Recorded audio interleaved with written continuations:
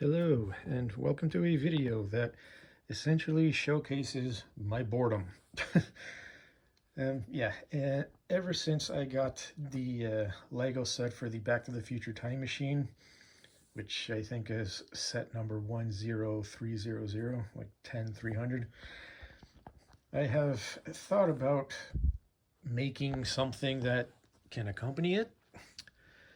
And not long after, I ended up downloading the studio program, which can be found on bricklink.com, and essentially just went to town. Now, I would like you to keep in mind that I am not any kind of professional Lego designer. Like, this is literally just me dicking around. It's a lot easier to dick around in the program, obviously, because you have every single Lego piece at your disposal, whereas in reality I do not. So, well, now I guess I do. But I built this thing within Studio, and I had no idea if it was actually gonna be sturdy enough in reality, and it kind of isn't, but it's good enough, at least for a display piece. But I just wanted to make this as a quick overview of this thing.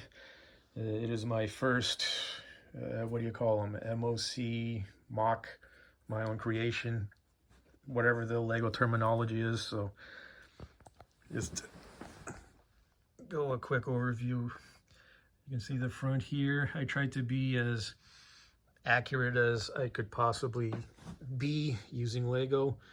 I mean, the original truck in the movie is basically just a gigantic brick with wheels, but I couldn't exactly replicate it perfectly, but this is close enough in my book.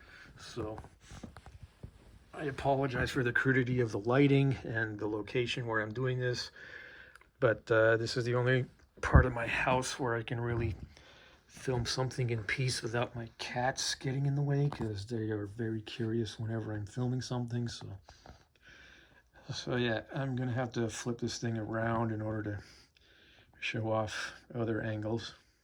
All right, so you can see here the back of the truck. Now, this ramp does fold down. It's not the most, I guess, smooth thing, because you kind of have to do everything by hand, but the car is in there. It does roll out.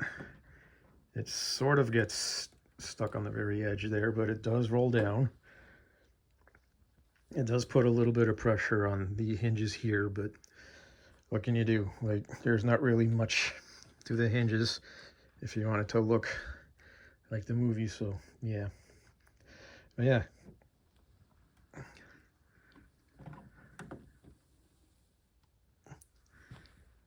And then to go back up,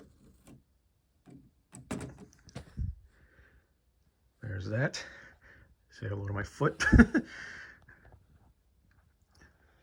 Anyway, to be able to show off the interior, I mean, it's not the prettiest looking thing, but I had to turn the flash on my phone, simply because it's going to be like stupid dark in this thing. But that's the inside there. It's kind of hard to really make out much detail, but yeah, needless to say, I used a crap ton of tiles on this thing. The only thing that kind of disappointed me once I got all my bricks is the fact that these big, I think they're 6x6, have like almost a matte finish, whereas the other ones, like these, the 2x6, are shiny. So they don't quite match, but what can you do? I mean, you work with what you got, or what you can get, right? All right, let's go around to the front. All right, so around the front, excuse me while I kind of get down on the floor here. One thing that I designed into this truck, I'll move the mirror out of the way, is moving sliding doors. So you can actually open the door, look inside. I tried to replicate the look of the inside of the actual GMC, whatever the hell van this thing is supposed to be. So it's not perfect, but it works. There's the wall that I built to kind of section off the driving compartment from the back. I left an open doorway here because honestly, I have no idea what the inside of this thing actually looked like.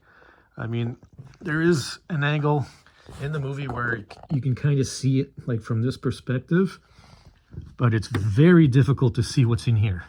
So I just kind of winged it. But yeah, I'll pop this thing in from the other side to have a look at the driver's side. All right, so down on this side, again, move Mr. Mirror out of the way. I kind of had to wing it on the design of these two. Kind of wish these pieces were available in silver, but they're not. So I may just end up using some kind of, I don't know, sticky foil or some other type of sticker to replicate the mirror. So let's get this guy open. And then in there you can see I used the little speedometer piece to kind of make it look like an actual vehicle. Steering wheel does not work, like I didn't go that far. But yeah, as far as the seat, I kind of tried to replicate the seat from the DeLorean itself. I just made it a bit wider and taller. So that works there.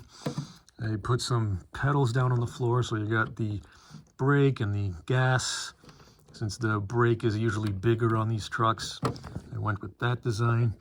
I have like the step design here to get in. And again, you can see kind of the wall that I built in this thing. So yeah, it was very tedious trying to get this thing built without constantly breaking it, but there we go. And just for scale's sake, I'll put this guy next to it. Yeah, I'm not 100% happy with the wheels. Like, I ended up just using the exact same wheels that the DeLorean uses. I know that wheels on trucks like these are usually bigger, but unfortunately with the selection that Lego has, there's nothing that's really slightly bigger than these, at least nothing that I could find.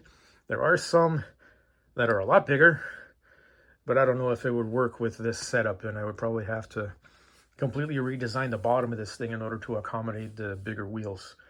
So I just left it.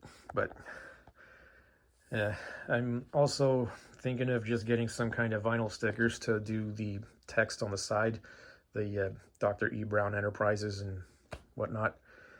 But yeah, there is my Doc Brown truck from Back to the Future. Thanks for watching.